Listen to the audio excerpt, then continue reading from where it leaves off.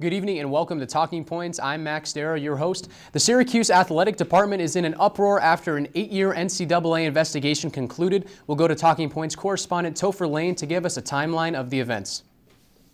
Almost 8 years ago, Syracuse began their own investigation into a YMCA internship program that had been paying Syracuse's student athletes. Jeff Cornish, an employee at the Oneida YMCA, was paying students, which is an NCAA violation. After conducting an investigation, the university supplied the information they found in the investigation to the NCAA nearly 3 years later in 2010. Since then, Syracuse violated numerous NCAA regulations, including academic violations and drug testing violations. As a result, 2 weeks ago, the NCAA handed out one of the harshest punishments in their history. This punishment includes 3 scholarships lost for each year for 4 years, a 9-game regular season conference ban on Jim Boeheim, and over 100 of his wins vacated. With such hefty punishment, something had to give at the university, which it did. Earlier this week, head of SU Athletics Darrow announced his resignation from his position. Jim Boeheim set a timeline for his own retirement, and the shape of Syracuse basketball and athletics as a whole has been shaken. With all this information, the university has acknowledged that it will appeal the portions of the NCAA ruling, but Jim Boeheim at a press conference on Thursday morning said that it's not about the wins for him. This investigation has instead changed his retirement plans and actually had him coaching longer. Syracuse now plans to appeal in an attempt to get some scholarships back and also get Boeheim back on the coaching bench by appealing to let him at least coach during practice next season. As a whole, the university will be forced to be on their best behavior over the next decade. Thank you, Topher. And now joining me, we have the Daily Orange men's basketball beat reporter and former sports editor Jesse Doherty, as well as WAER sports director Jay Alter. Thanks for joining us tonight. Absolutely.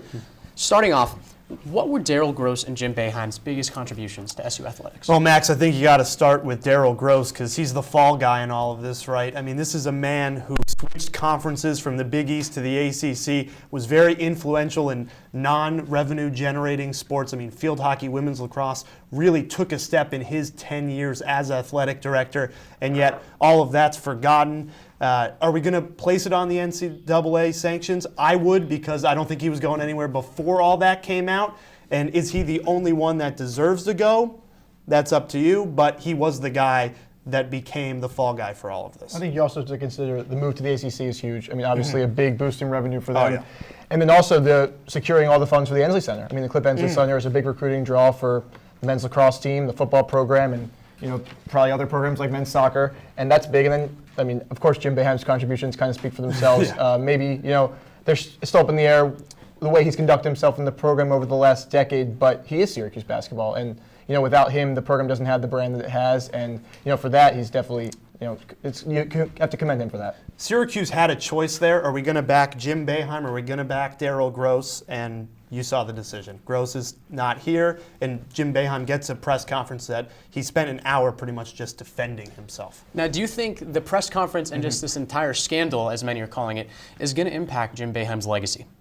Well, I mean, you have to understand, when you talk about things like an NCAA report or 10-year investigations, you're not expecting. So who builds a legacy? It's fans, and it's it's outside media, people that maybe aren't as close to the situation, and you're not expecting them to pan through a 94-page report and check the details of everything. Right. So I mean, they see the columns on Yahoo Sports and the columns on ESPN.com and the columns in campus media and whatever. So I mean, I think the way it's being framed is that, of course, it does affect his legacy. I mean, you don't ever want to be found of any violations in your program. Boeheim made that clear today. I mean, whether or not it should completely taint his legacy, that's a different story. I think he's done a lot on the basketball court and a lot in the program that is, not worthy of this just, completely just making him so he's not, a Hall of Fame coach anymore. Right. But, I mean, you have to understand that the public they look at their very narrow lens when they look at these kind of things. Speaking of the lens, Jay, what does this mean for the national image of Syracuse?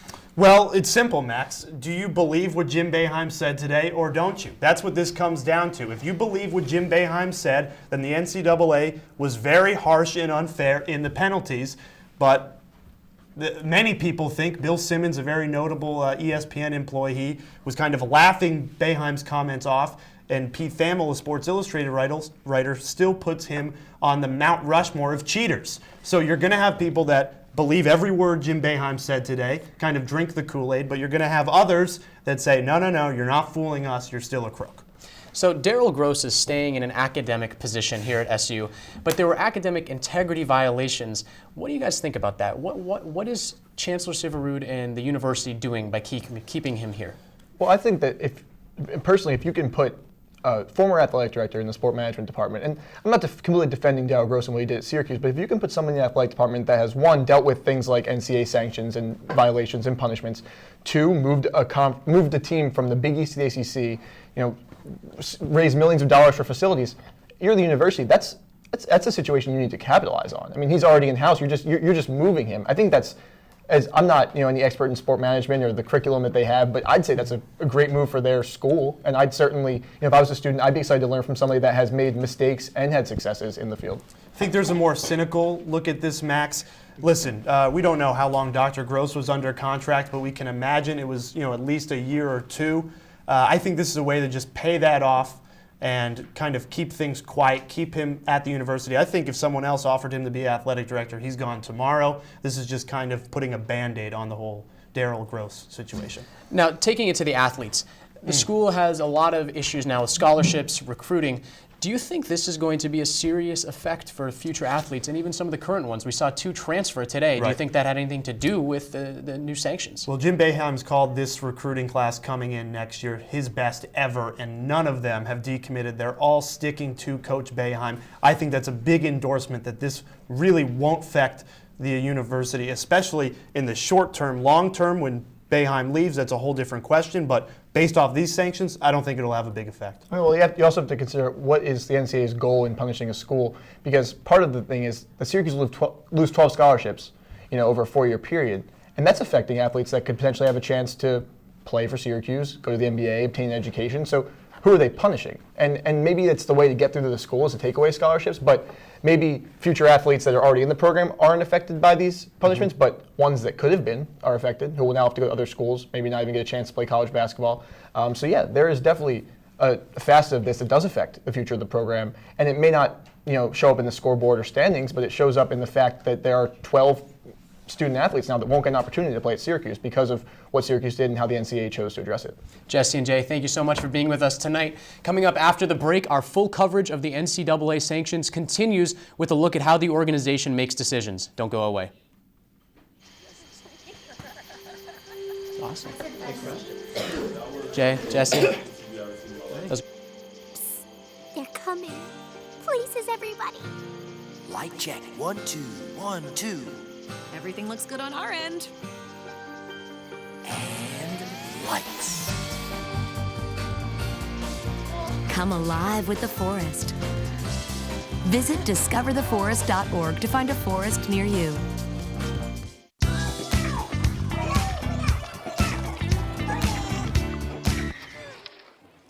Looks like it's done.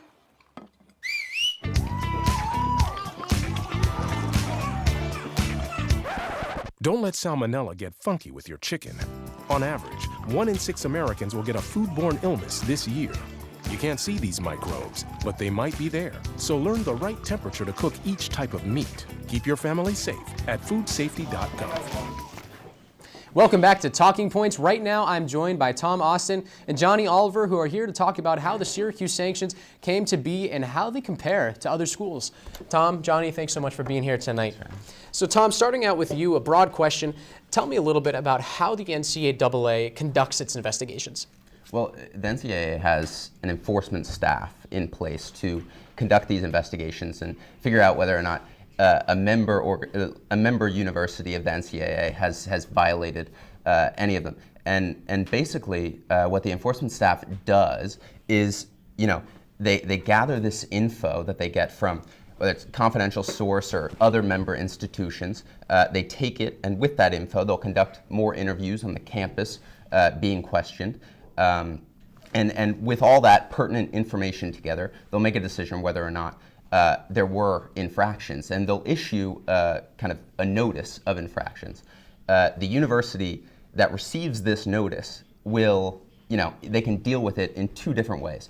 One of them, they can kind of acknowledge them and team up with the enforcement body and say, okay, well, we agree with what's in place. We don't contest any of, the penalties, and this will be brought forth to the Committee on Infractions, and the case will end there. Now, if they do dispute, any of the infractions, it'll go to a hearing where the Committee of Infractions, will hear the case and. So Johnny, going off of that, do you think the Syracuse investigation was a sound one, or do you think the NCAA really does conduct sound investigations? I do not think the one for Syracuse was a sound one because it took 8 years for the NCAA to conduct the investigation. 8 years. So throughout that 8-year process, it's just not fair to the school. And I understand that it has to be thorough, but other coaches for other schools recruiting against Syracuse can tell the recruits, hey, over there, they're in some hot water, so you might want to stay away from that school. So for an 8-year investigation, for 8 years, Syracuse had to fight that. So now, specifically, Tom, what does the NCAA disapprove of teams and student athletes doing? Well, the NCAA, they're adamant about having teams compete with student athletes. They want their competitors to be amateurs, to not take pay from anyone close to the program, boosters, any of that impermissible booster activity. That can't happen. They also want students to focus on academics first, hence student athlete.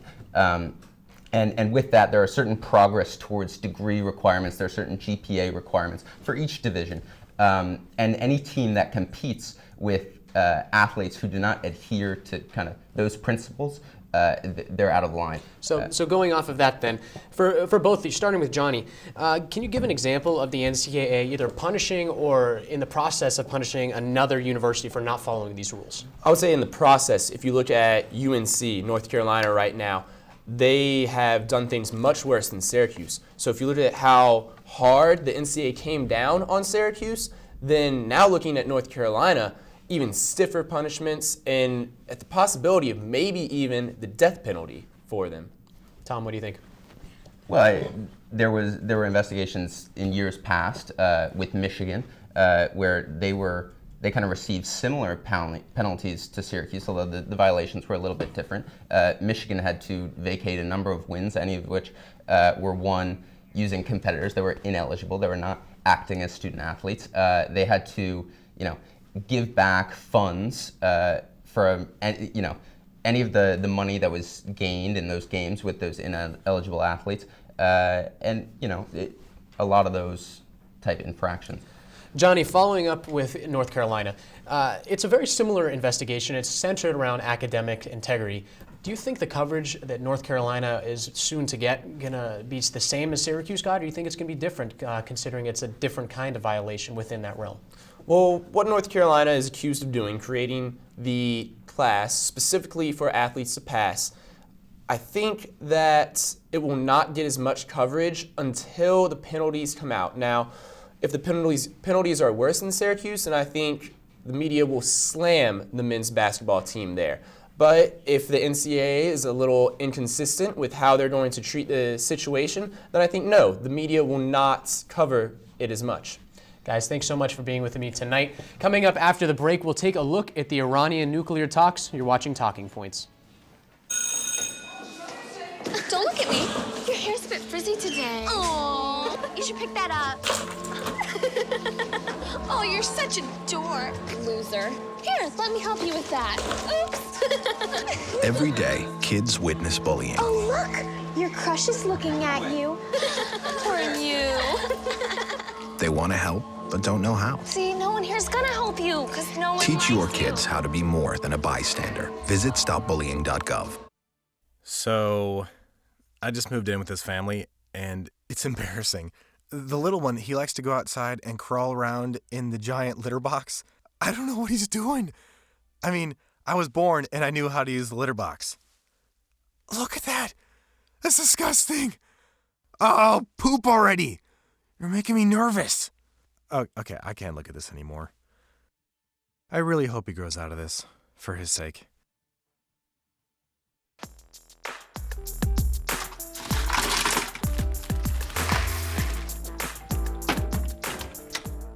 Thank you.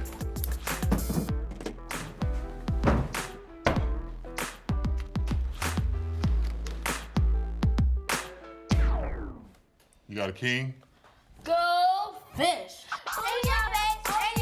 The smallest moments can have the biggest impact on a child's life. Take time to be a dad today.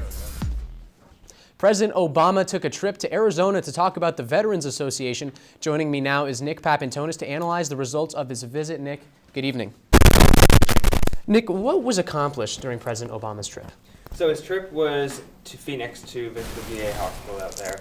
And the trip, to give it a bit of a background quickly, a few years ago the VA was in serious trouble because they were falsifying records and saying they had a wait time that was 5 times smaller than what it actually was. So he was talking with opponents and supporters, both of the VA, to gauge where they're at in terms of, are they happy with the changes that have been made? Where are we? So then moving forward, how does this trip connect to Syracuse University as a veterans hospital right here? So J. Michael Haney, actually, of the IVMF, has been appointed to a special group that is advising the administration on matters of the VA. So he's actually stepping into the national spotlight. He's done a lot of great work here. I've interviewed him a couple times for CitrusTV, and he's looking forward. I think we're going to see good results out of this. So you think there's good results coming? I think so. I think the organization here has been very disciplined. They've done a lot of great research in the past for veterans and for their affairs, and with the council, it's himself as well as some other people that are very ex-military and know a lot about these matters. They get things done, and we're going to see that. We're going to see the inefficiency go away. Nick, thank you so much. Ferguson, Missouri is back in the news again. Talking Points correspondent Caroline Strange is here to tell us why. Caroline, good evening. Good evening, Max. So is there any statement from the shooting suspect's attorney? Yes, so last 2 weeks ago there was a shooting in the middle of the week. One man shot 2 police officers. Now his attorney believes that he was just firing into the air. He didn't actually intend to hit any of the police officers. That's one of the most recent things. Now earlier this past week also, the police chief did step down on Thursday. It was his last day.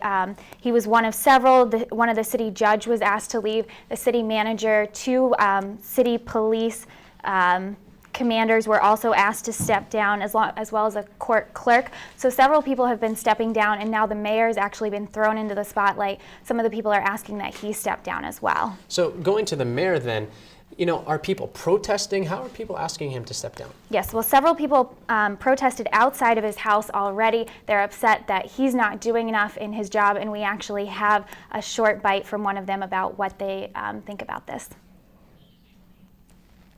Yet to own up to what the city have done to the residents of Ferguson, and not only the residents of Ferguson, but the people in Missouri. They preyed upon low-class people to support the city, and I think that they owe these people, and not only them people, but they owe me as well. I'm a resident of Ferguson. They filed a protest, an affidavit to get him removed, and they're protesting outside of his house. Now, he did actually step outside to greet them. He told his wife that that was something he was going to do if they did actually come outside. So he's ready to face this head on. So moving back to the shooter now, he said nothing during his Monday court appearance. Should we expect anything during his next court date? When is his next court date? His next court date is actually going to be on March 31st. He's going to be there. He didn't say anything. He was pretty quiet, which is kind of inconsistent with some of the behavior he's had. He's been very involved in some of the different protests that are going on surrounding Michael Brown's original shooting last summer by Officer Darren Wilson. Now, the Department of Justice did not find him guilty of any sort of civil rights violations, and so that report that they gave out was one of the things that they were upset about. But they did find within the court system and within the police department several racist attitudes towards African Americans, specifically some shady dealings with court tickets and with parking tickets, and so that's one of the things that they're really trying to work against. An interesting statistic you told me about had to do with the housing market. Just can you explain to our audience how the housing market is tied to Ferguson? Yes, well, the housing market, the property value of those homes has dipped significantly since that original shooting last summer. One of the businesses had rubble outside of his house, things that had been burned, and it's caused the value of his business and his property to drop by almost $500,000. Last year it would have been valued at nearly $1 million, and now it could only be valued at $300,000. So even if he did find somebody who was willing to buy that, the value is significantly decreased in this time. Caroline, thanks so much. When we come back, we'll have Abby Budeman on set.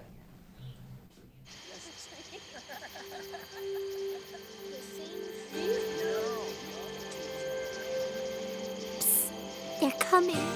Places, everybody. Light check. 1, 2, 1, 2. Everything looks good on our end. And lights. Come alive with the forest. Visit discovertheforest.org to find a forest near you. Connor is struggling in school. Finding lowest airfare to Istanbul. Why don't you understand me? I do. This is what it feels like for kids with learning and attention issues. Redirecting to understood.org. This new mom is struggling to get the skates just right. Now she's holding on for dear life. You don't have to be perfect to be a perfect parent. Thousands of siblings in foster care will take you just as you are.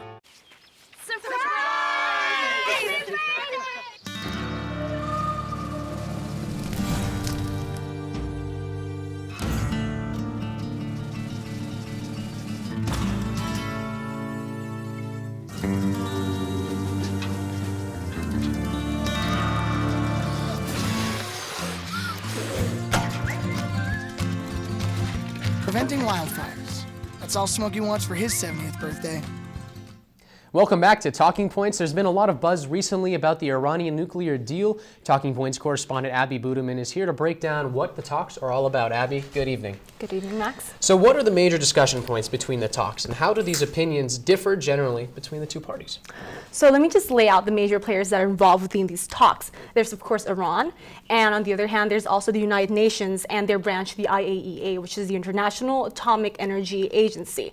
And along with that is also the P5+1 countries, namely the permanent members of the UN Security Council. They are France, the United Kingdom, the United States, China, Russia, plus Germany. And also, of course, there's Israel, a very integral neighbor of the Iranian nation. Now, the UN and the Western nations have very much similar hopes to what they come out from these deals. They wish for an increased transparency measures in terms of what they want to know from the Iranian nuclear program.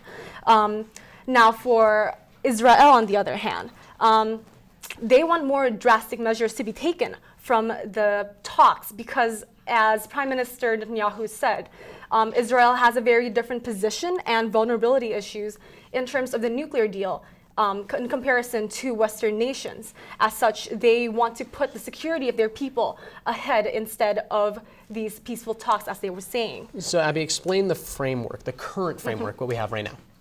So the current framework is actually still not complete even as of now, even though the due date for this framework is the end of this month, the 31st of March.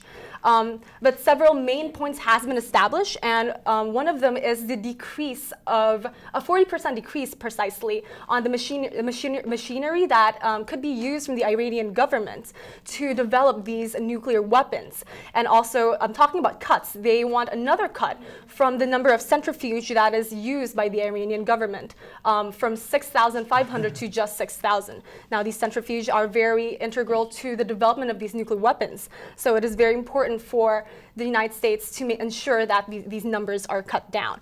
Now, on the flip side, if the Iranian government has decided to follow through with these deals, they will see a lift on a lot of their sanctions, including one of the most significant ones, an embargo on conventional arms that is still set aside today. Abby, thanks so much for being with us. Now we'll go to Talking Points correspondent Jonathan Olins. He's in studio now to take a look at the recent elections in Israel. Yes, the polls predicted Israel's Prime Minister Benjamin Netanyahu's Likud party would lose to the main challenger party, the Zionist Union. But after late campaigning by Netanyahu, the Likud party pulled off the win. However, this is just the beginning.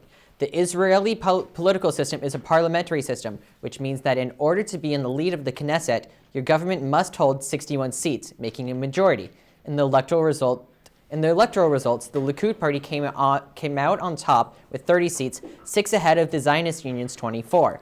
What Netanyahu and the Likud party must do now is form a coalition with several of the other parties in order to reach the 61 seats. The parties that Netanyahu is expected to call on and negotiate a coalition with are the Jewish Home Party and Yisrael Beitenu, and this would add 14 seats to the Likud party, and totaling up 44, and then he would also call upon the Kulanu party, which would add those 10 seats. and all of those would add up to 54 seats, which means that he still needs more seats from other parties. And these would come from some of these 3 seats, either the Yesh Atid or the Israel Torah Judaism Party and the Shas Party. And Yesh Atid Party can be alone, or you need those 2 combined in order to add up to the 61 seat total that you need. And what this means for the area is that it won't change much because Netanyahu's government was already in the lead. And so many of the Arab nations are relieved that his government will stay in the lead because they know what he's going to do, and they know more or less what that means compared to what the Zionist Union Party could have done. They weren't sure how his negotiation skills and other aspects would change the field. Jonathan Olins, thank you so much for that update on the Israeli elections. Now, protesters have taken over Brazil this week. Talking Points correspondent Josh Carney is in studio to tell us a little bit more. Josh, why are hundreds of thousands of Brazilians protesting in the streets? Brazil's economy is in dire straits. That's simply put and how it is. But normally, the fact that the Brazilian real, which is their currency, falling 23%, and inflation being at rates that are unprecedented in the most recent decade would call for mass protests in any nation. But on top of that, Brazil is combating its largest bribery probe that has ever taken place in the nation. Over 40 indictments have been handed down, largely at the expense of Petrobras, the nation's largest oil company, and their employees. Now, the major allegations are that they were putting bribes into the election system through funneling it to Rousseff's campaign. Her 2010 campaign for presidency received over $200 million from Petrobras employees allegedly, and it was funneled through bank accounts that derived from Switzerland as well as Monaco. They found over 20 million in these reserves, and it has made it very difficult for Brazil as well as Rousseff to try and whittle their way out of this sticky situation. So quickly, what are the allegations in the Petrobras scandal? The Petrobras treasurer, Joel Vaccaro, has been named that he is the lead in the indictment, but also has been named that he is partly responsible for all of the $20 million that resides in foreign bank accounts and largely the major amounts of funding that were funneled to Rousseff's campaign. Now, he has not taken exact explicit responsibility for this, but Petrobras employees are starting to pay the price. The Supreme Court of Brazil has been asked to hand down several different indictments at the expense of Vaccaro's actions, and it has largely plagued the validity of Dilma Rousseff because as her nation is trying to combat tough economic times, she does not have the will of the people, and ultimately the Brazilian public is fed up. Josh Carney, thank you so much for being with us tonight. That is all we have for tonight. Thank you for watching Talking Points. Make sure to check us out on Facebook, Twitter, and other social media. You can check out our blog for more Talking Points content, such as web exclusives, blog posts, and personal takes. Once again, tune into Citrus TV News live at 6 tomorrow. I'm Max Darrow. Good night.